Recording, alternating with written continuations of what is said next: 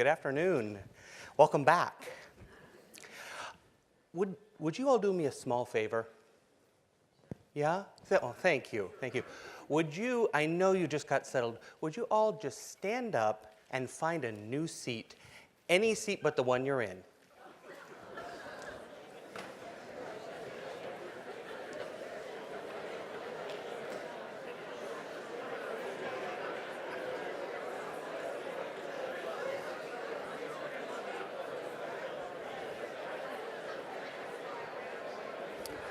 Perfect.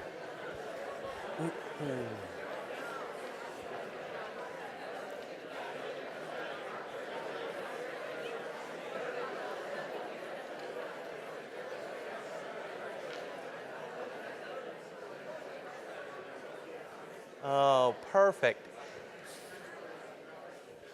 Thank you very much. I didn't see any fights, so that was good. And you were all successful at it. Of course, we're at Stanford.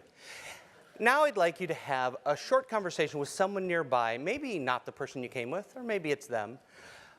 15 or 20 seconds on what allowed you to do that. What were all of the gestures and facial expressions and everything that happened, no matter how small, like you were a scientist. What did you notice that helped you to get to the new seat without getting into a fight? 15 or 20 seconds, talk to the people nearby.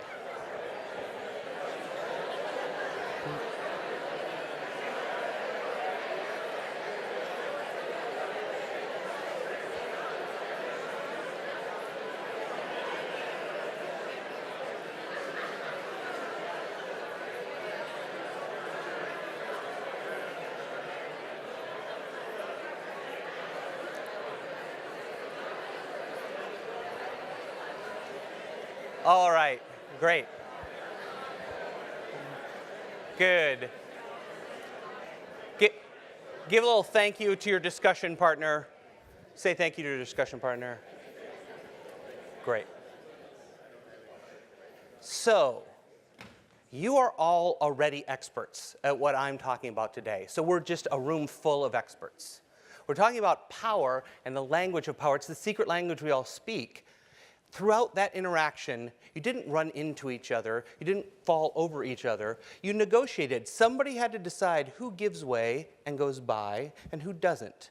And there's a lot of smiling and nodding and head tilting that happens all throughout. I was watching, not every one of you, but I saw a lot of you. And that's happening. That is the secret language of power that we speak all the time.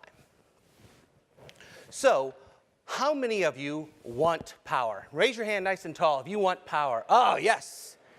Yes, I teach in the business school and I know this. Yeah, we're captains of industry. We want power. Not every hand, though. How many of you not really trying to grasp all that power and amass it? Oh, there's the friendly, nice people. I see your smiles. Yeah. So we're kind of split. I think the more interesting question is, why do we want power or why do we not want power? Because it has different meanings. Now, if we had a larger, huge table, we could all sit around one big table and have a nice discussion about it. But since we can't, let me pull some discussion pieces from a few famous people. Contact with men who wield power and authority still leaves an intangible sense of repulsion. It's very much like being in the proximity to fecal matter. Now that is an opinion about power, and that some of you not wanting power might share some of that sentiment. But some people have a different opinion. I love power. But it is as an artist that I love it. I love it as a musician loves his violin to draw its sounds and chords and harmonies. This guy loves power. He really wants it. But those are opposing positions. Like, how can it be that we love power and we hate power? Well, why are we averse to it? For one thing, people do not always acquire power for the right reasons. And right is a perspective, because your right reason to acquire power might not be the same as other people, so there's some discrepancy. But there are definitely people that pretty universally we can say try to amass power for the wrong reasons. because they often misuse it and it's not pretty. Now, we can go back in history and see some really terrible things that have happened when people have amassed power, but we can look in the paper today and to see that that is still going on. There is struggle for power, and there are negative consequences. And that's part of why we're averse to it. We don't want anybody to have too much so they don't start doing bad things. And we believe in meritocracy, generally. We learn it in school. The right answer should be the thing that prevails. I mean, that's just right, isn't it? Somewhere deep down, we know that little third grader in all of us is like, no, that's not right. It shouldn't be that way. They have the right answer. So we kind of have an aversion to power. But at the same time, we also want power. Because we recognize there's a time when you need it. Especially when that is in service of the greater good or someone else. And as a leader of people, an organization, a team, a group of children, whatever it is, there is a time when you need to wield that power in a way that helps to serve them. And I don't think we would disagree with wanting that kind of power. Power to keep people safe. Power to help them achieve what they want. Those are great uses of power. I think we would all sign up for, yes, I like power, I want it in that case. And we definitely covet status. We want people to respect us. We do everything we can to stay off the bottom and make sure there's at least that one person that's below. There are videos and things that show the buckets of crabs where they're all clawing each other back down. Not really clawing their way up, but at least putting somebody below. And sometimes work can feel that way if it's not a great situation. But we definitely don't want to be the bottom, and we fight pretty hard. And it happens from a very young age. We start learning it in school, navigating this social hierarchy. And that's what we're talking about today. That first exercise you did of get up and move around and then have a discussion about it is part of a body of work that is in the class Acting with Power. So I'm a lecturer in the organizational behavior department, and there is an amazing team that I get to work with that teach this class. And we have all contributed the ideas I'm sharing today. What I can tell you is I believe all of them, and with conviction. And I do this work all around the world. But that class works in the way that you just did it. We throw the students into an activity, an experience, where they're not quite sure why they're doing it or what's going on. It feels a little strange, and then we ask them to reflect on it. And then we come back and say, let's put some thought behind it. Let's pull some of the research and try to explain what's going on. Now, it's a beautiful marriage between art and science, because the science says this is why it's happening. But the art side, the doing it in the experience, discovers the truths we all know. And it lets us feel what's really happening so that we know it empirically, and it's nice to know why. So that is what this class is about that I teach, and that is what we're talking about today and what you are already experts in. Come on in and find a seat. Yeah, there's some right here. Great. No, it's fine. It's a great example because they all know what you're doing now. They all just got up and moved and changed seats. Okay, so why do we have this love-hate relationship with power? Well, as we all know, when relationships are challenging, you have to have that define the relationship conversation. So let's have a definition conversation about power. What is power? Power means a lot of things to a lot of people, and we use it in various ways. So if we're going to actually have some rigorous discussion about it, we define it. You do not have to adopt these, but for the sake of how we're talking about it today, these are how I'm going to talk about it. Power is the capacity to control resource and administer consequence. Pretty simple. Resource can be anything.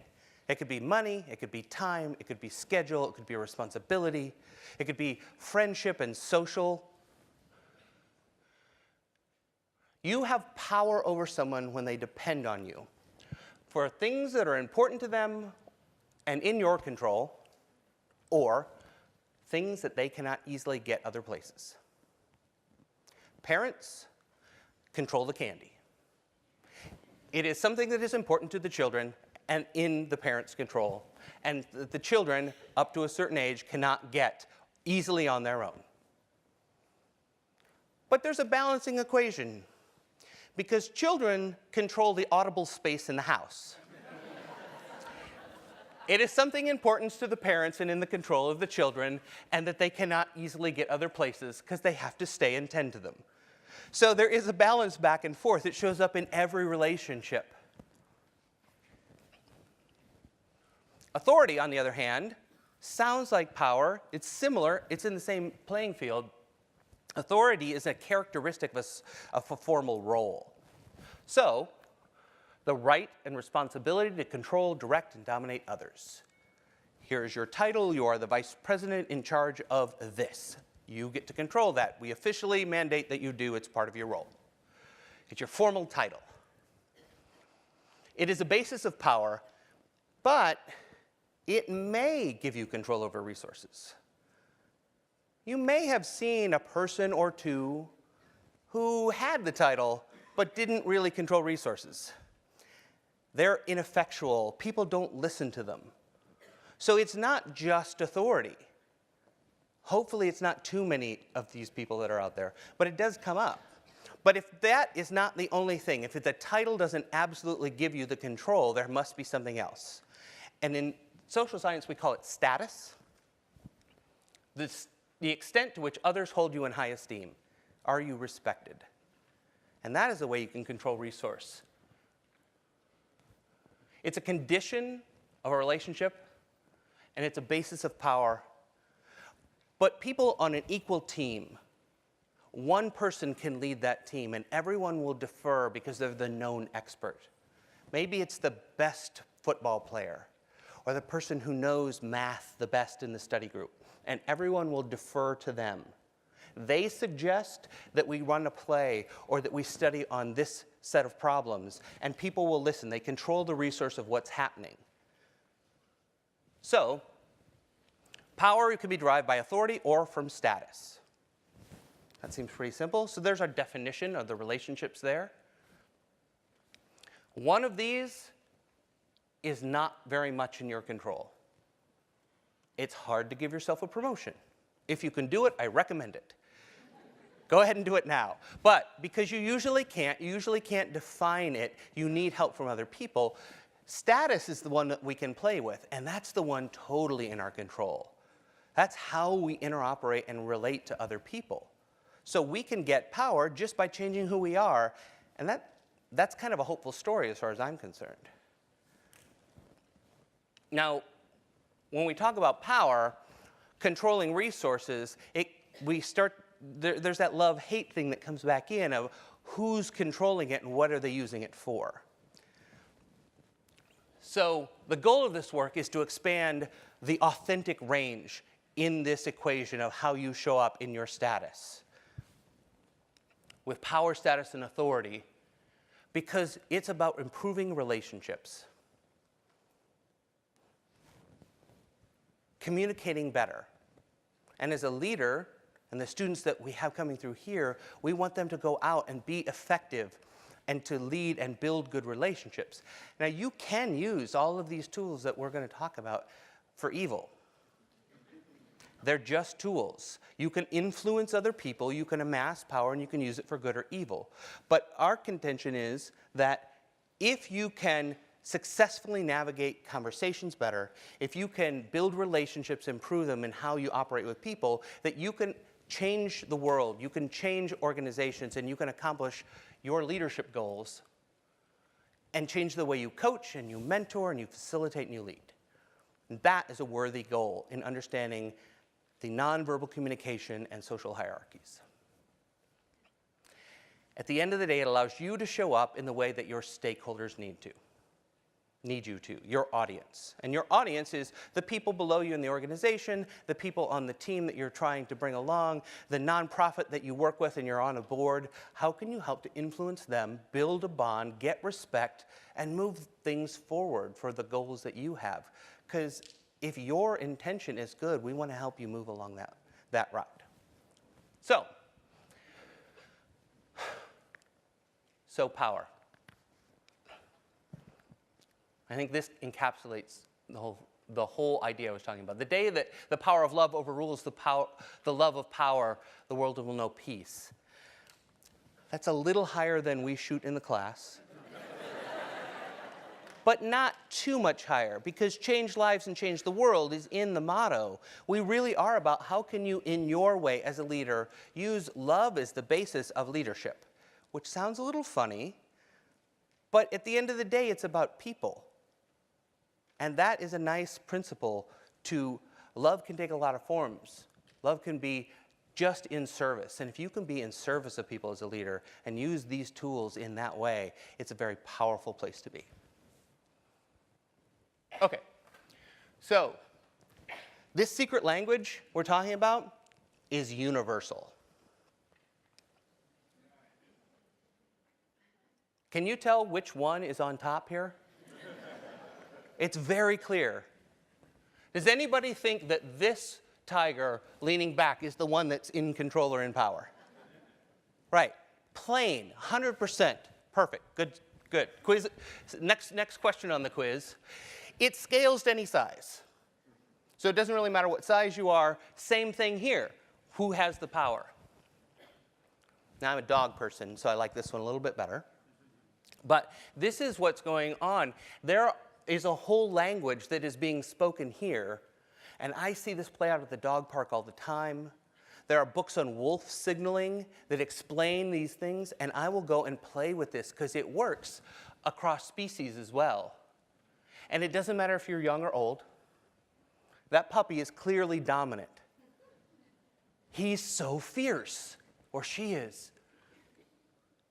But this is how we learn it.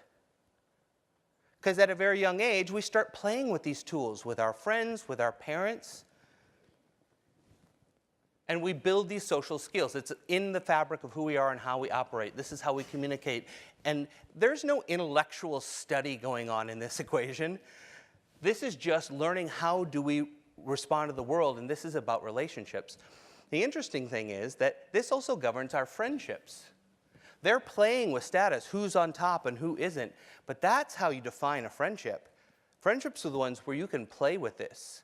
You can put them down a little bit. You can call out. Like there's that story you know about your best friend that you keep trotting out, especially after a glass of wine. You're like, oh, well, what about the incident with the car? And everybody knows what that is. It's putting that person down and saying, yeah, you're a really bad driver. That's really what you're saying. But it's okay because it's in this friendly and playful way. If you have a relationship with someone where you've known them a long time, but they never felt like a friend, like it never hit that level, there's something different, it's probably that the status has never changed, that it's a static condition. So it scales, we learn it when we're young, it goes cross-species. And not just cross-species there, but cross-species here. So this is universal stuff that we're talking about. It's dominance and submission. So there is no, oh, that's not how it works for me. Or I'm from this region of the country or this part of the world, so we don't operate in that way. This is really basic. How it shows up has cultural differences, to be sure. And it's not about age. And this is just gratuitously cute. But that little girl is the one who's dominant over that dog, who clearly is a more powerful animal in that equation, could cause harm, but doesn't. It's giving respect. That is status. This is showing it in esteem.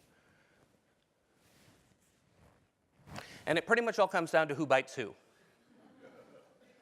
If you are high status or coming in with that dominance, you're saying, stay away or I will bite you. And if you're submissive, you're saying, don't bite me, I'm not worth biting. It's pretty simple when it gets down to the basics. All right. You can imagine your favorite or least favorite politician here. I wanted to stay pretty neutral on this because I have no idea who's who in the audience. So you will see it in politics all the time, though. We are at a really interesting part of time where over the next year, and it's already been going on for a year, but over the next year, we're going to see the debates and a ton of press going on around the political election. And there is so much that happens in there that you can watch this.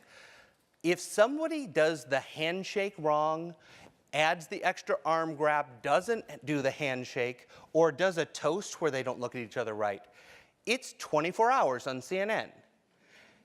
It's 24 hours on CNN because it means something to all of us.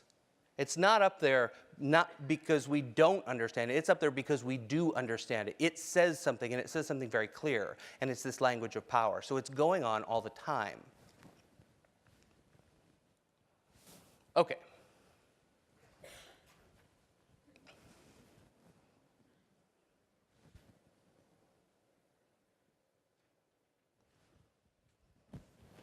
Anybody know what this is? Someone walking? Huh. Technically, it is 16 dots.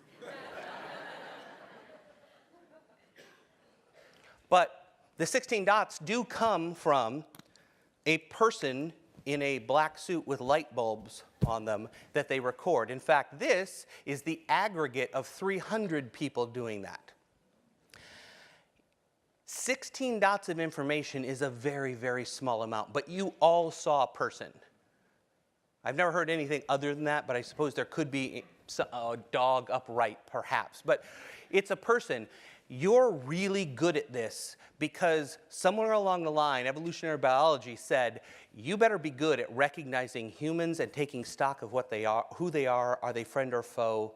So we can recognize it very easily with not a lot of information. So just imagine what you get from all 88 muscles that show up here and all that extra information. Gestures, all of that comes in. Okay, so if that's a person, what about that?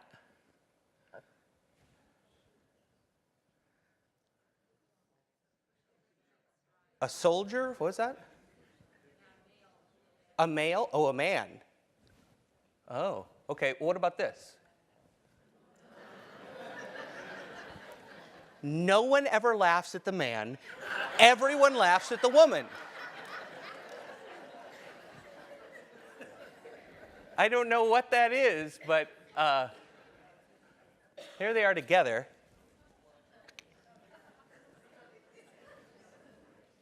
They are definitely different. What do you notice as the differences specifically? What was that? Sorry, a little louder.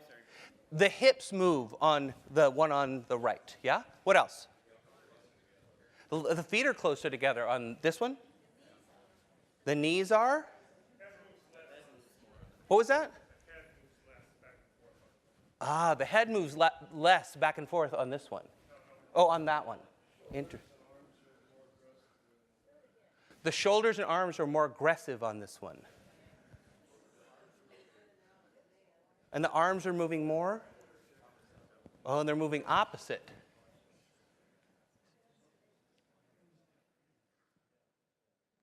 Interesting, huh? So these are also averages and then tuning out certain characteristics. There's a tool that they have that you can move some sliders, and this is moving the male and female slider to the extremes. So some things that you pointed out, like the feet are very together on this one, and the arms are a little more in and the hips move. 6- and 7-year-old girls do not walk this way. Not in general. And neither do female athletes going out to play soccer out here, right? This is learned behavior, right? This is something that we adapt to for very particular reasons. There's a lot of signaling and cues that go onto this in what it says, but it is a learned behavior. It's not innate. Turns out, like 9- and 10-year-old boys do not have any kind of muscle mass that requires their arms to be out like this.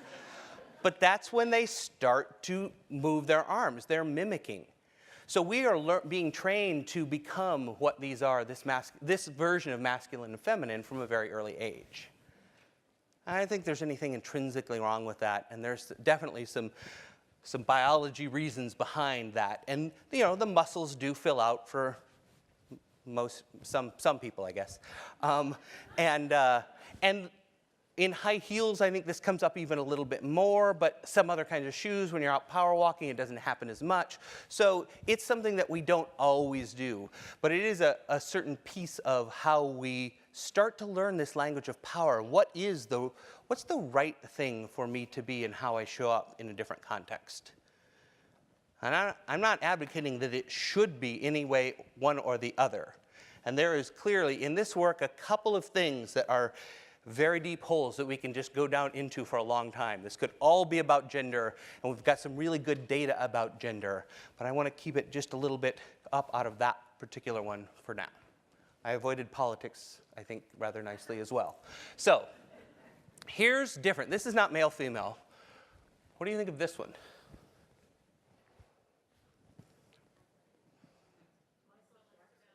Michael Jackson. I have never heard that, but I love it.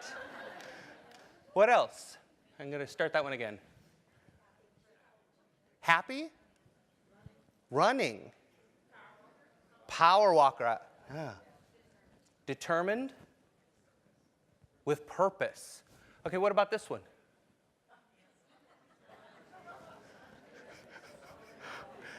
The right side is always funnier. I don't know why. What about this one? What was it? Suave. Yeah. Suave. I'm pretending like I know what it means too. Yeah. I think I'm not suave. They're different, yeah?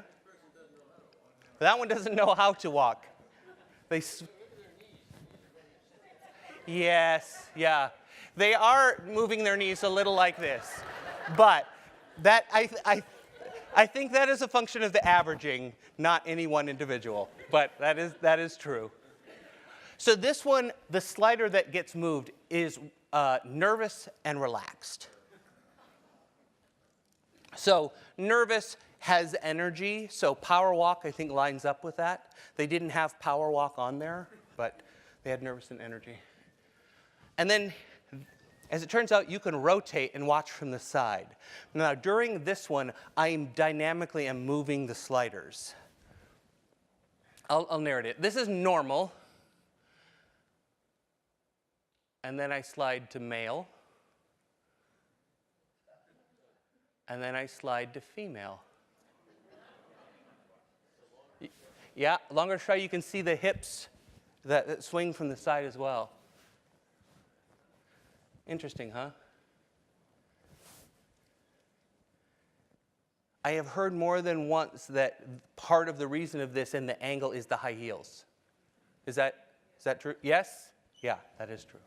That bears out. That bears out in my research, which is informal, but almost every audience tells me that. So, we're very good. All of your observations accurate, for sure. It looks like something, and we're good at recognizing what it is. This is all that language of power that is the secret language going on all the time. Hopefully, you're recognizing this and going, oh, yeah, I know what you're talking about. This isn't new. Like you go to a cocktail party, circle of people, and someone approaches.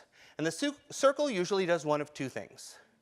It opens up, and it lets them in, or it closes ranks, and it doesn't. And that is the same thing. It's about who are we protecting? Are we going to allow and share our power? And just one person in that group can sort of own the space and the power that they have and invite them and say, come, join us, and bring them into their space and part of the circle. So we can act individually as agents and change this equation and affect relationships. But it's something that's familiar. And we know it, we learn it the hard way in junior high school primarily. There's a lot of social dynamic, and we try and experiment and fail, and it's a lovely, awkward, awful time. But it's where we sort out most of this. And then we sort of get set and we learn our way. This is how I navigate the world. And we're somewhere on the spectrum from this sort of powerful, high place to this low and more approachable place. This is the reference for this. It's a university in Canada. And so we can see male and female, we did heavy and light, nervous, relaxed, happy, and sad. And it's just pulling averaging out They have a lot more information if you're interested to go and dig in on that, the Biomotion Lab. So, your turn. Let's try this. Think about the day of the month that your birthday is on. For me, it's the 7th of July, so my number is 7. Think what your number of the month is. If you are an even-numbered day, you're going to be team blue. Just remember I'm team blue right now. If you're an odd-numbered person, you're going to be team green. Just remember that you're green. Blue and green. And if you forget, just pick one. It doesn't really matter. But I want it about half and half. All right. I'm going to ask you, you don't have to move. You don't have to change positions. But if you would, stand up, because I want you to be able to look around. You're getting off easy, by the way.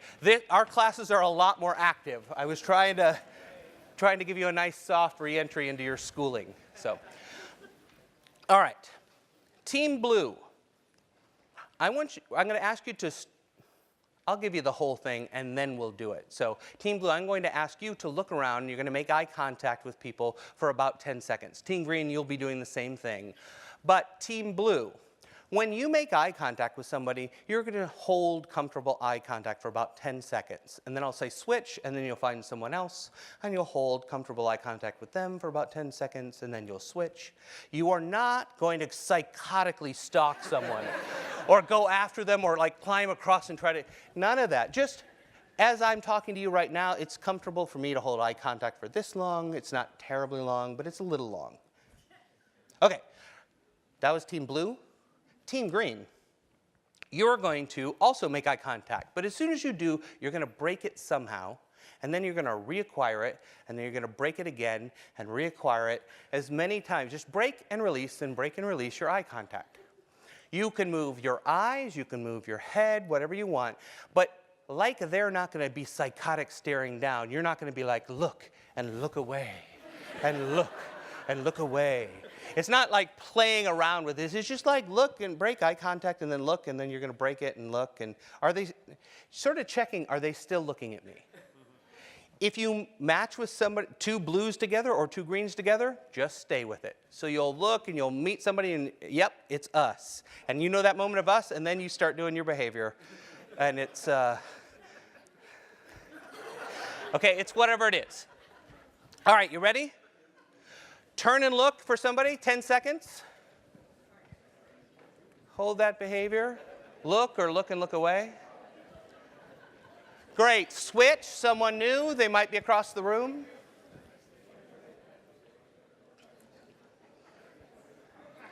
Good. Switch.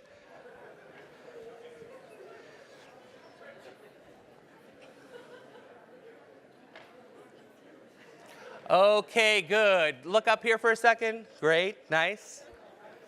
So interesting to watch. There's something here, right? Yeah. So switch behaviors. Whatever you just did, do the opposite. If you were look and look away, you're just going to look and hold comfortable. Don't go psychotic on us. And if you, literally or figuratively, although literally means figuratively now, I don't know why. And if you were looking and looking away, now just comfortably hold eye contact. 10 seconds, find someone, go.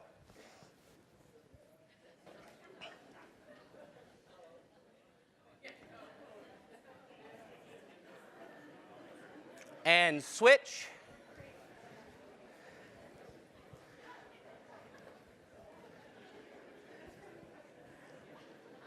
And switch.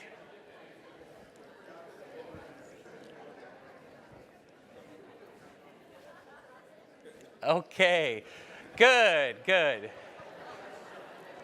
Have a seat and a short discussion about what you noticed.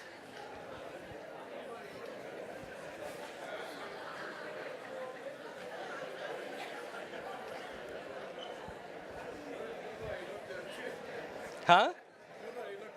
No, nobody wants to look at me. Yeah.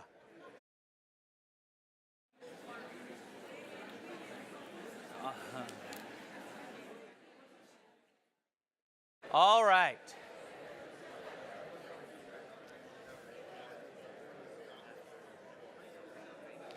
So there is something going on in that, isn't there? Eye contact, turns out, means a lot to us. And that's a pretty extreme version of it, to just look and hold. It's a pretty extreme. There's a point where it gets, uncomfortable, right? I'm blinking? Yeah. Really good actors, of which I am not, have trained themselves to not blink at all. Clint Eastwood never blinks. And his characters tend to be very powerful. That's part of this. So this equation of looking and holding, we would call that high status. If we drift a little from the social science into the theater world, we would call it high status. And that is being more authoritative, more powerful. The looking and looking away would be more approachable. So it's authoritative versus approachable is the scale I think we're playing with. So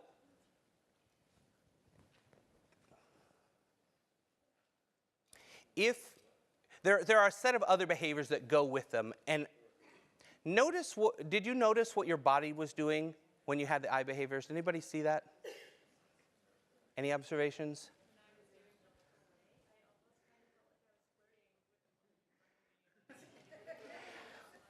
Yes. She said, when I was looking and looking away, I almost felt like I was flirting with the woman in front of me.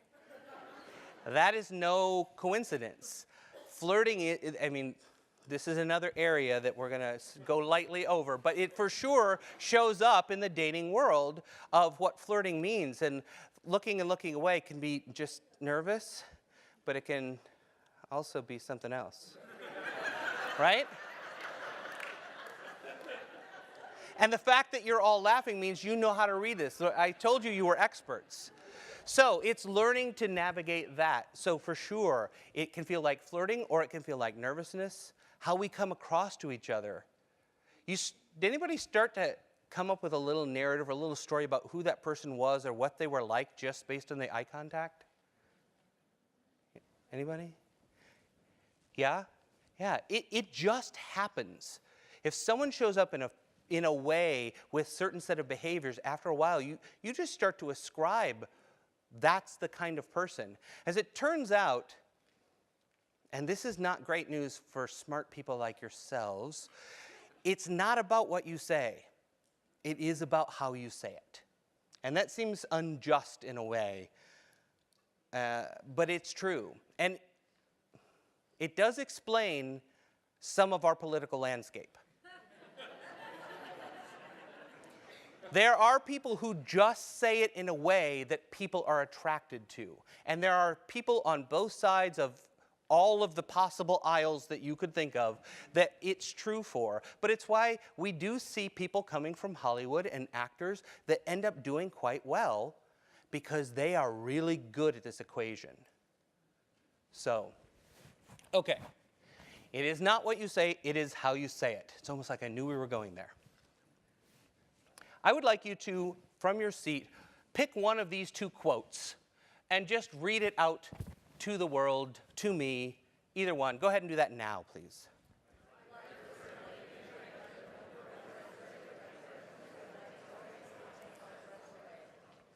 Great. So, whichever one that you did, just sort of stick with that. We're going to play with this a little bit. Now I want you to read it, but slightly differently. I want you to read it in a way that how you say it adds to the meaning. For instance, I could say, the right word may be effective, but no word was ever as effective as a rightly timed pause. That's reading it. But the right word may be effective, but no word is as effective as a rightly timed pause. That adds some meaning to it by just how I say it. It's different, yeah? Your turn. Pick the same one, read it in a way that it enhances meaning. Go ahead.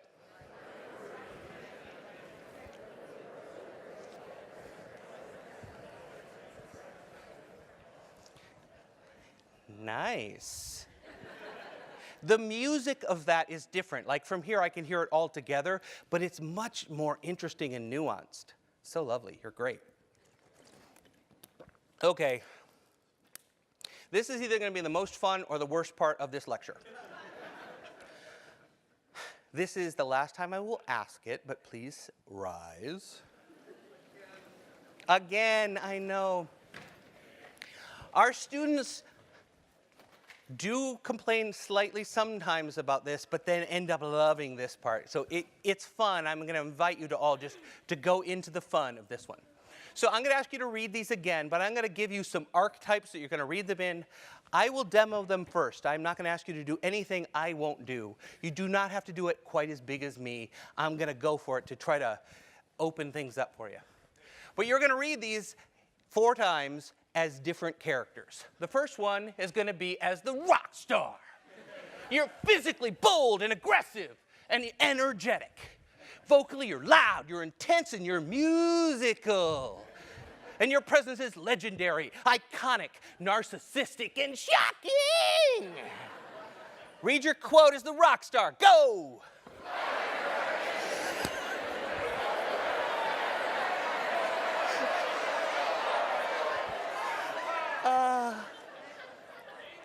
I may have the best job in the world. That was phenomenal.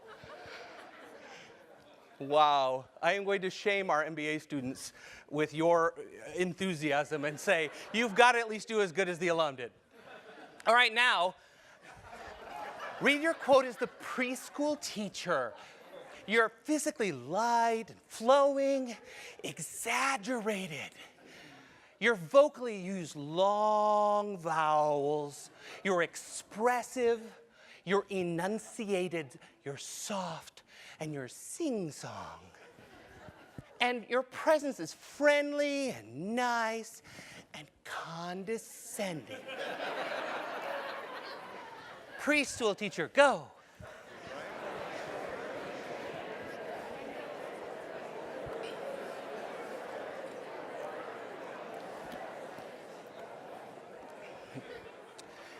Before there was an uprising of preschool teachers rushing the stage, my mother was a preschool teacher, and I've gotten approval for this. This is a stereotype. It is not who you really are. I know that.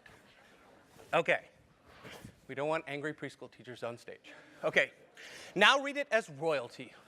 You are graceful, formal, still and flowing physically. Vocally, it's understanding and respectful, articulate and lyrical. And your presence is regal, grounded, elevated, and majestic. Royalty.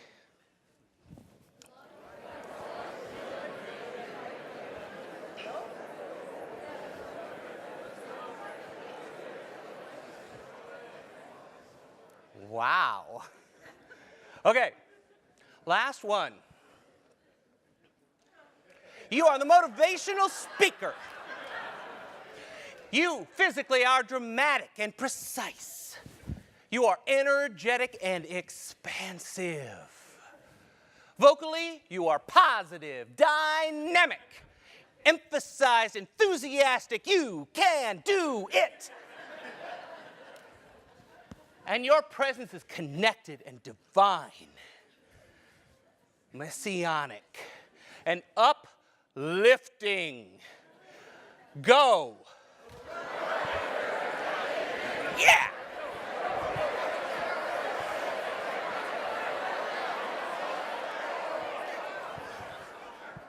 All right, give yourselves a big round of applause. Go ahead and grab a seat.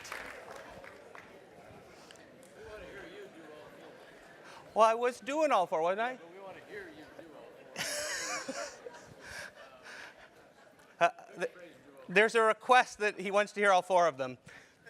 For time, I'll do the last one as a quote. The right word may be effective, but no word was ever as effective as a rightly timed pause.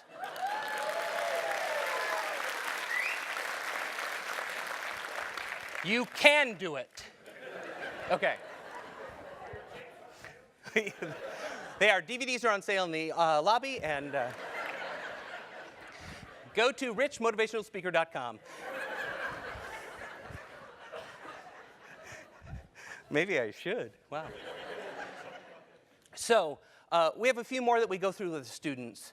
And then we hand out cards with these images on it.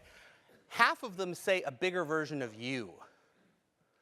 And it's just physically more of you, vocally a little bit more of you, and your presence as full as you can be. And they get up in front of the class and we guess, what were you?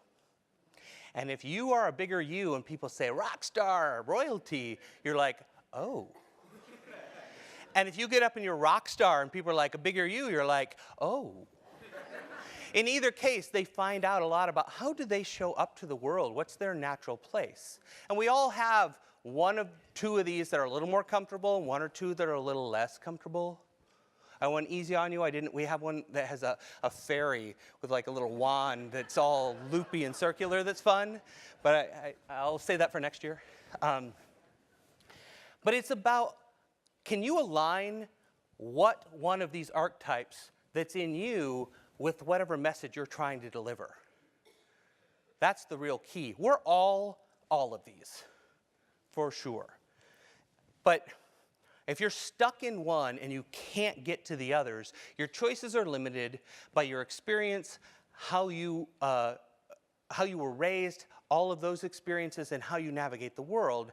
And if you decide, I got to be really authoritative today, but you can't go there, it limits your choices. So we're trying to expand the range so you can go and make the choice you want. Because nobody wants to hear, we're having layoffs. Right? That persona does not match with the message. Maybe something more like royalty is going to be better in that case where it's more gravitas. But there's another one that's general, and I don't want to walk up to a niece and go, happy birthday, and frighten her. It's what matches the message, and we all have this wide range. But everybody's motivational speaker is different, and everybody's general and rock star, they're all their version of it.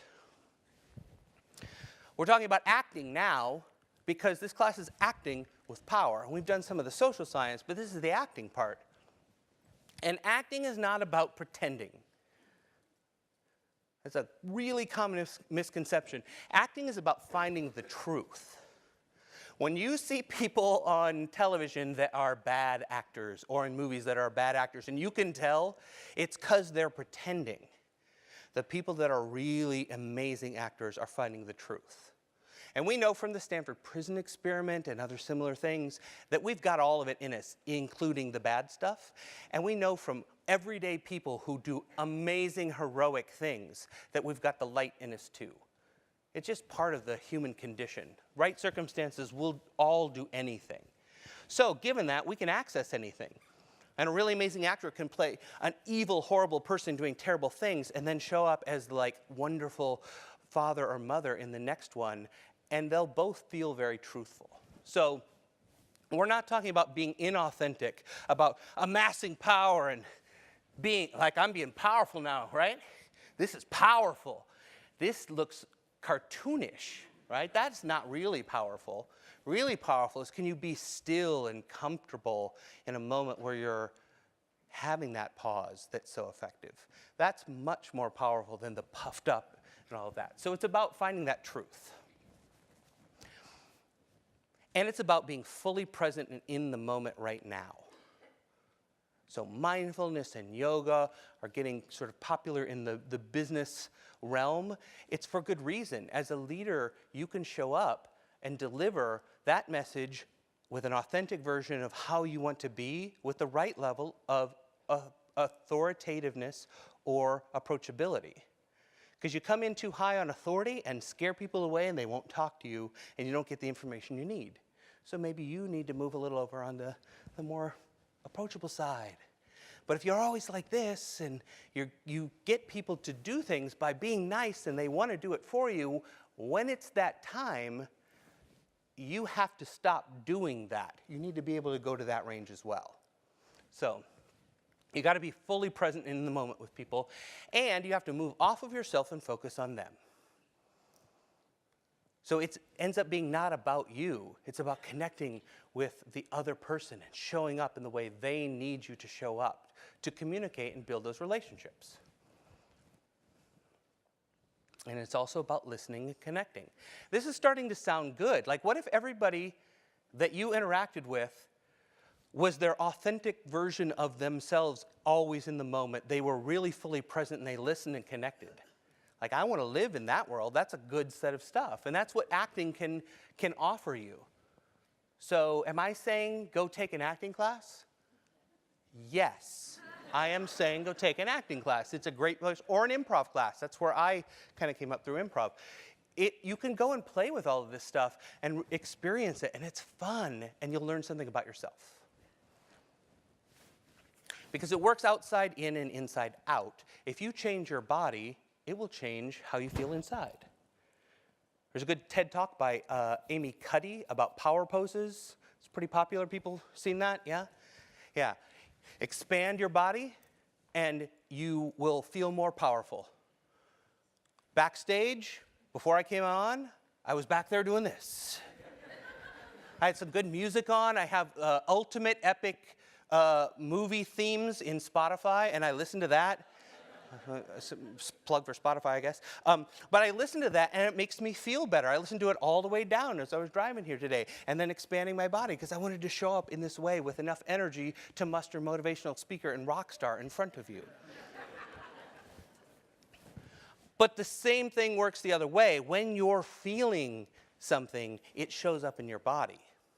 When you did that eye contact experiment, I saw lots of people shift. The first one, they were looking and looking away, and their bodies caved in, and they were more like this. And then they got the other one, and they're like, right? And so how you feel shows up in your body. So you can use that as an indicator. If you notice that you're all folded up, you know what's going on. You can change that by expanding your body and change how you feel. It's sort of like when you're young and you're a little upset, and you go outside and play, it's because you get your body into motion and your emotions change as a result of that. Here's the quick summary of everything I've said. If you want to be more authoritative, there's 5 S's. Slowness, stillness, silence, space, stillness, and symmetry. Slowness in how you move and walk. Silence, that pause encompasses that. Space is about the space that you take up and what's yours and whether you invade someone else's. Stillness is just limiting the motion. And symmetry means this, not this. This is asymmetric. And I would say this is a little bit less powerful but more approachable. And this is a little bit more authority and gravitas and maybe a little less approachable. So the more you do it, the less powerful you look. And as I start to go a little faster with this, we move into the F's. So fast, if you're always trying to get your words in, just so you don't get interrupted.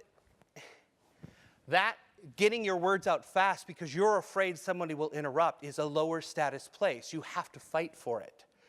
If you're powerful and you're in a place of power, you know they're going to stop talking, and you're going to keep going anyway, so they better stop. That's a different, right? That's the other side of this. If you have to fill silence, you cannot stand there to be an empty space. That's more on the approachable but lower status side.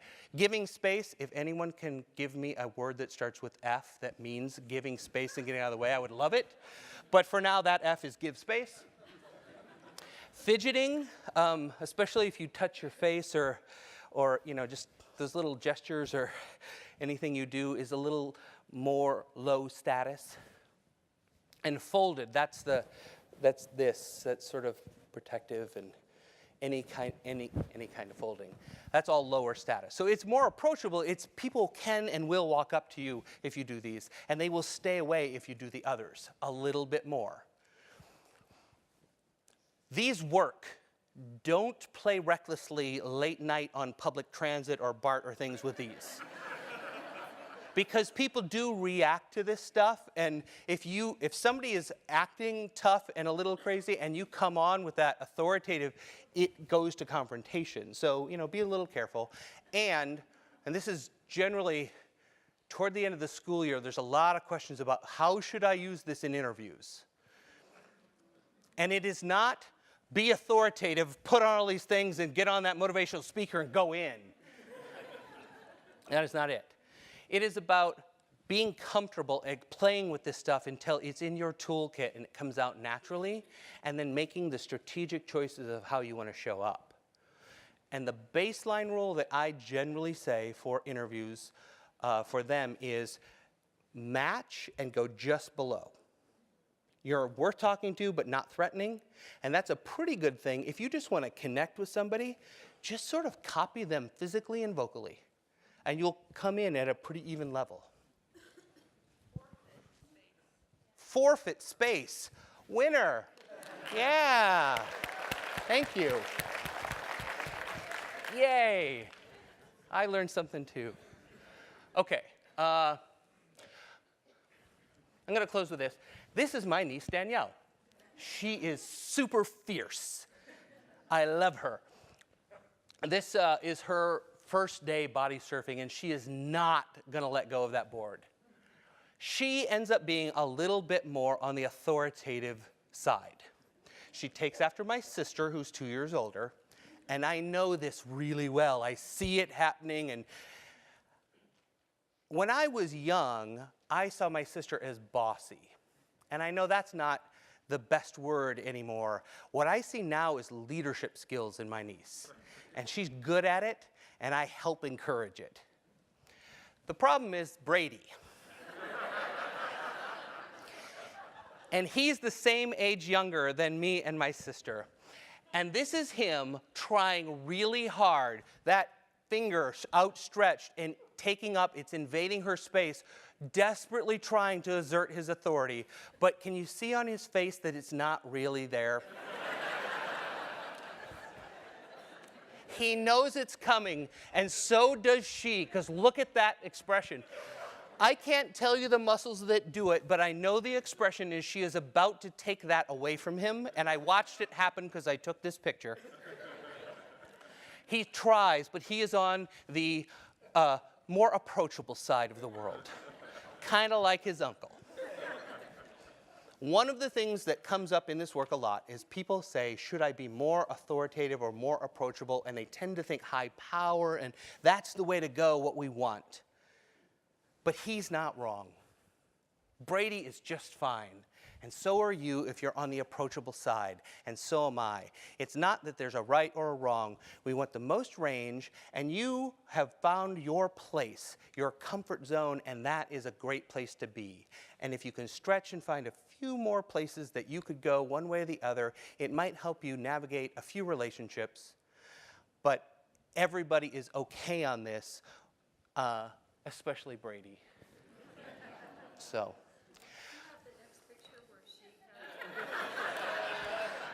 I didn't get that picture. But it happens enough I could go get it this weekend. The thing that I like about this is we learn it when we're young. They're already experts, so we already know it. So hopefully that I've said that enough that you know, and you will now see this everywhere. You have a great opportunity with all these cocktail parties and things you're going to and events. Just step back for a while and watch it all happen. People reaching in and invading space and putting an arm around, all this stuff is going on. So that's one thing. The other is that there isn't a right or a wrong, that both ends of the spectrum are great. And it's about relationships. It's about, they really do get along very well because they navigate this. They're figuring it out, and they're going to be okay. It's a secret language that we all speak. Thank you.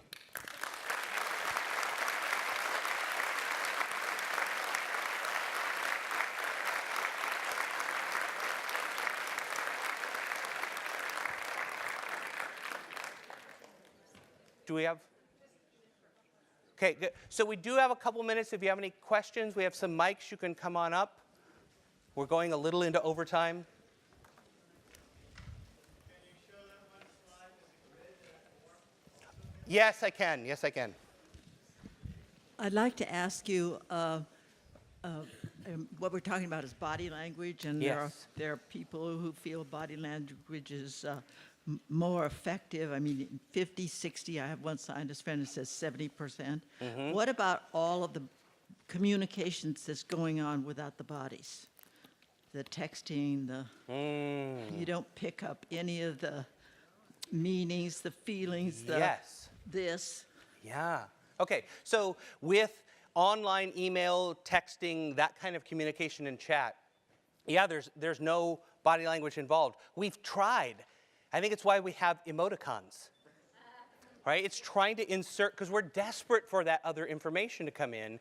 So I think we try in that way. But it definitely affects the communication.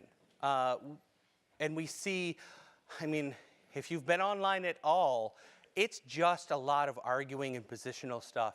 And I think it doesn't happen when you put two actual people in a room, because there's a more fluid communication. I think the relationships in person are better than they are online. I have grandchildren who feel if you're not texting, that's it, you text. Don't bother to call. I mean, Yeah. because that's old-fashioned. Yeah. Don't say, I want me to sit down and talk. I mean, it's like, it's texting. Yes, I know. I So know. we're losing something. I think we are losing something. I think we are. Yeah, Thanks. yeah. Great, yeah. Class of 65. Woo, yeah. Would you talk about power at the species level? How is it that our species has got this notion that we are the most powerful on the planet, and by golly, we deserve it, and we can get away with whatever we want? And is that a problem, and how do we deal with that? Yeah, we can applaud that, yeah. I think demonstrably it is a problem. There are plenty of problems that are caused by that. And I think it's part of why we are averse to power, is because we as a species tend to consume, take, and like use up all of the resource. I don't know what we can do specifically about it. I think from this work, hopefully relationships and building better relationships is one of the keys to it, because we have to work together. We're quickly growing to the point where there's not much left, and we're going to have to work together, and I think this is one key to it. I go all over the world teaching and working with this, and it's the same. It's universal. This space, when we talk about space and invading space, it's different in different cultures. How much space is okay to be between you is different. But what's universal is, if I cross that line, whatever distance it is, that's dominant. So there are some universal things, and I think it can help improve our communication. But I wish I had a save the world message for you. Yes. Rich, when you're talking about, how you doing? When you're talking about authoritative, you mentioned taking up space and also being silent. And I'm wondering about there's an apparent tension that sometimes people who are authoritative take up vocal space. Oh, yes. And can you say a little bit more about how those two work together? Yes. I think space works physically and vocally. People that dominate a conversation and don't leave room, that's an act of dominance and power. I was just watching Bill Maher's television show, and there was a woman set between two men, and the one on the left was incredibly dominating, interrupted her so many times, and she did some beautiful moves in the middle of doing it to help affect that. One, he started talking, and she just put her hand out and rested it on his arm and left it there until she stopped talking. And it shut him up. It was a very subtle, but it was like, it was dominating. It was just like that cat paw on there to do that. And the second one is she started talking, and he interrupted, and she said, "Oh, you know where I'm going?" And then let him go. And she kind of claimed the vocal space that this is my idea, but I'll let you say it. And so I thought those were really evolved and nice ways of dealing with that situation, because it comes up a lot. Yeah. Yeah. I'm going to go over here and then I'll come back. Yeah. I know you didn't want to get into the gender stuff. Yes. But I have to ask if you have any thoughts, insights, interesting research about the negative consequences of power in women. Yes. Look at me distance myself. Wow. That's what I mean. You can watch your own body language and realize what's going on. Okay, let me step into this. I'm lucky enough to teach with Professor Deb Grunfeld here, and she has some fantastic research about gender in this. She's working on a book, so there's going to be more soon. One of the things is that there is a warmth competence gap for women, that the perception of men and the perception of women on men is that the warmer they are, the more competent they are, and the more competent they are, the warmer they are.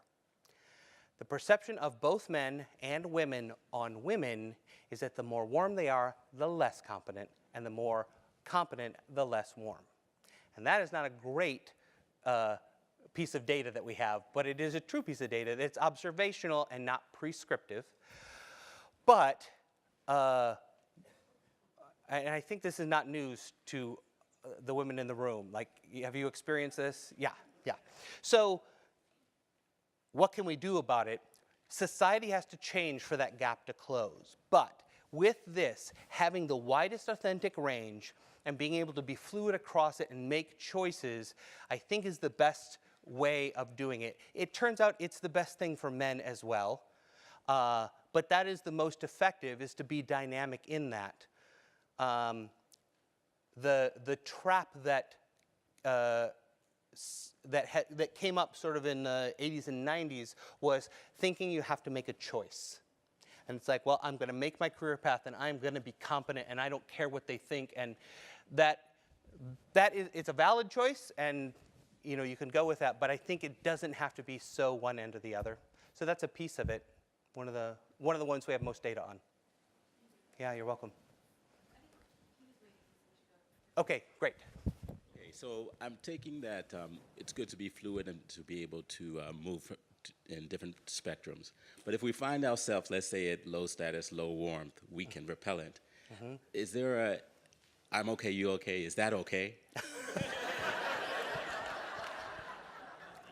They're all okay. It's what is the relationship and how do you want to cross, and does it match with what you're saying? Where I think this shows up is sometimes we're just unaware of where we're showing up or how we're showing up. And it can be as simple as you walk in a bad commute and not feeling that great, and you can be sort of down, low, and cold. And that's what you're putting off. And if you know that that's a possibility, then when you hit the door, you can say, is that how I want to show up? And it's okay to go, yep, I feel terrible. Stay away.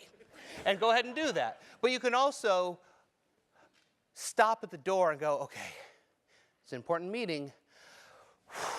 I'm gonna put this on now. And by putting it on, I'll start to feel it and go and have that moment. So making choices. This is a little generalized. There's a large, nuanced conversation. The main idea is that there's authoritative and approachable, but there's also warm and cold on both. So, yeah, thank you. Yes, last one? Yeah. Thank you. Yes, can you take Roosevelt, Churchill, Reagan, Bill Clinton, and tell us where you would place them in the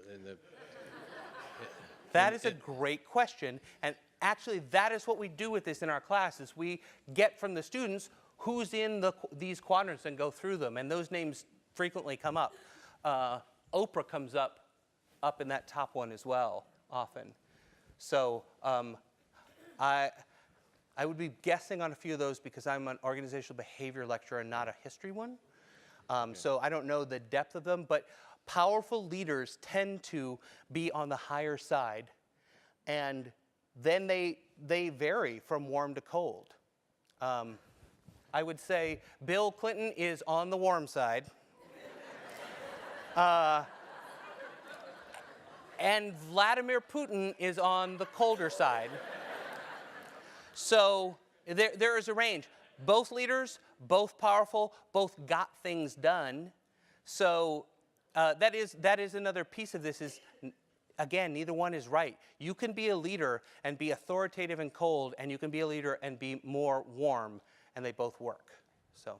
The speaking style, royalty, motivational speaker, in that grouping, Any easy placement of those presidents?